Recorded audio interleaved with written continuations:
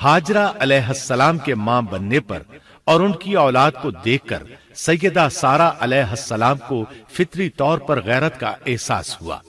अल्लाह की कुदरत देखिए, खुद ही उन्हें हाजरा को तोहफे में दिया ताकि औलाद हासिल हो, और जब वो मां बन गईं तो अब गैरत महसूस कर रही हैं। अपनी इस कैफियत से मजबूर होकर सैयदा सारा ने इब्राहीम अलैहिस्सलाम से कहा, आप मुझे उसके साथ एक जगह पर न रखें।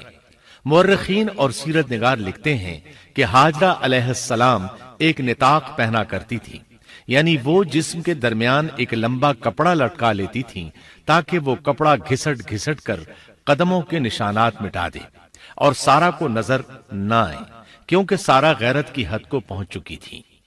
इब्राहीम अलैहिस्सलाम ने जब सारा अलैहिस्सलाम के अंदर गैरत के आसार देखे तो हाजरा को उनकी निगाहों से दूर कर दिया। उधर अल्लाह का हुक्म भी नाजिल हो गया कि अपनी बीवी हाजरा और दूध पीते बच्चे इस्माइल को साथ ले लें और मक्का की तरफ रुख कर लें। इब्राहीम अलैहिस्सलाम मक्का की तरफ रवाना हुए, यहां तक कि मक्का पहुंच गए। ये जगह उस वक्त बिल्कुल वीरान और बेआबाद थी। न कोई इंसान था, न पानी, न नबातात के आसार थे। गरज कोई चीज नजर नहीं आती थी। बस पहाड़ों के दरमियान एक बेआबोगियाह मैदान था। यही वो मुकद्दस और तारीखी वादी थी जहां इब्राहीम अलैहिस्सलाम अपनी ज़ौजा और लख्ते जिगर को छोड़कर वापस पलटे। सैयदा हाजरा अलैहिस्सलाम को बहुत हैरत हुई। उन्हें ये उम्मीद नहीं थी कि उनके खामंद उन्हें एक बेआबाद जगह तन्हा छोड़कर चल देंगे। इस पर बच्चे की जिम्मेदारी अलग थी। चुनाचे उन्होंने इब्राहीम अलैहिस्सलाम को आवाज दी, लेकिन उन्होंने मुड़कर भी न देखा। अब वो उनके पीछे आईं और करीब पहुंचकर बोली, ऐ इब्राहीम, हमें कहां छोड़े जा रहे हो? यहां न पानी, न खुराक, न कोई इंसान। इब्राहीम अलैहिस्सलाम ने फिर भी कोई जवाब न दिया, कोई परेशानी भी जाहिर न की और चलते रहे। सैयदा हाजरा भी आपके पीछे चलती रहीं और पूछती रहीं कि हमें किसके हवाले करके जा रहे हैं। यहां तो कोई भी जानदार नहीं, मुकम्मल तौर पर बेआबाद इलाका है। लेकिन उन्होंने अब भी कोई तवज्जो न दी। आखिर सैयदा हाजरा ने कहा, क्या आपको अल्लाह ने इस काम का हुक्म दिया है? अब आपने जवाब में फरमाया, हाँ। तब सैयदा हाजरा बोली, अगर ये बात है तो अल्लाह ताला हरगिज हमें जाया नहीं होने देगा। जब इंसान अल्लाह के अहकाम को बजा लाए तो उसके दिल से फक्र फाके का खौफ निकल जाता है और अल्लाह उसे तरह तरह के इनामात से नवाजता है। इंसान जब तक अल्लाह के अहकाम को बजा लाता रहेगा तब तक अल्लाह की नुसरत और उसकी ताईद शामिल हाल रहेगी। चुनाचे जूं ही हाजरा अलैहिस्सलाम को पता चला कि उन्हें तन्हा छोड़ जाना अल्लाह के हुक्म की बिना पर है तो फौरन यकीन भरे लहजे में बोली, तब अल्लाह हमें जाय नहीं करेगा। ये कहकर वो अपने शीरखार बच्चे की तरफ पलट गईं। खुराक और पानी चंद दिन में खत्म हो गए। पानी का एक कतरा पास न रहा। अब पानी की तलाश शुरू की, लेकिन अपने लिए तो दरकिनार, माँ को बेटे के लिए भी पानी न मिला, न खुराक। अब बच्चा लगा भूख से बिलखने। खुराक न मिलने की वजह से माँ का दूध भी खुश्क हो गया था। औरत कितनी भी बाहौसला हो, अपने बच्चे को भूख से बिलखते नहीं देख सकती। अब उन्होंने बच्चे को वहीं छोड़ा और तेजी से करीबी पहाड़ी सफा की तरफ लपकी।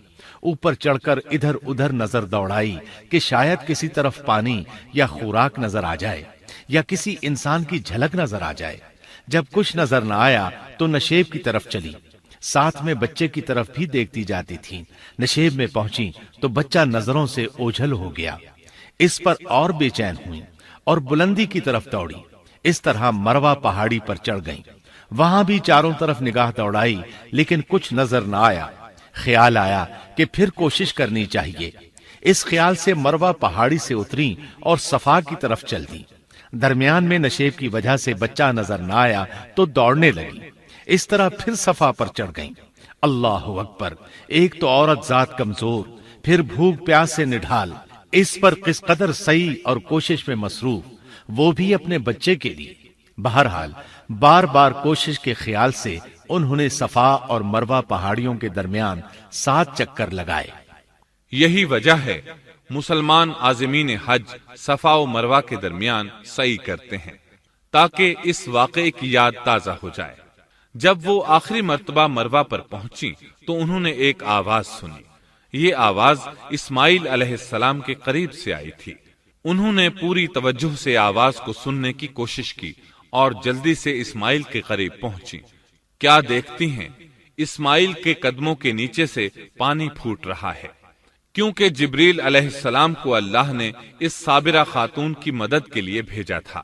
انہوں نے زمزم والی جگہ پر اپنا پر مارا تو اسماعیل کے قدموں کے پاس سے ایک عظیم چشمہ رحمت نمودار ہوا۔ مستقبل کے پیغمبر کے قدموں کے نیچے سے اللہ نے جبریل فرشتے کے ذریعے زمین پھاڑ کر پانی نکال دیا۔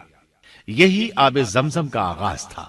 ہاجرہ علیہ السلام پانی کو آنکھیں پھاڑ پھاڑ کر حیرت سے دیکھ رہی تھی۔ ان کی خوشی کی انتہا نہ رہی جب انہوں نے دیکھا پانی پھوٹ پھوٹ کر چاروں طرف بہ رہا ہے۔ زمین ہموار تھی، اس لیے انہوں نے زمین کو کھودنا شروع کر دیا تاکہ پانی ادھر ادھر نہ بہ جائے۔ پھر انہوں نے اس گڑھے تاکہ بہ کر ضائع نہ ہو جائے۔ انہوں نے اسماعیل کو پانی پلایا، خود بھی خوب پیا، اور یہ اللہ تعالی کی طرف سے ان کی مہمان نوازی تھی۔ وہاں کوئی اور انسان نہیں تھا، نہ کھانے کی کوئی چیز تھی، بس یہی آب زمزم ان کے لیے کھانے اور پینے کا کام دے رہا تھا۔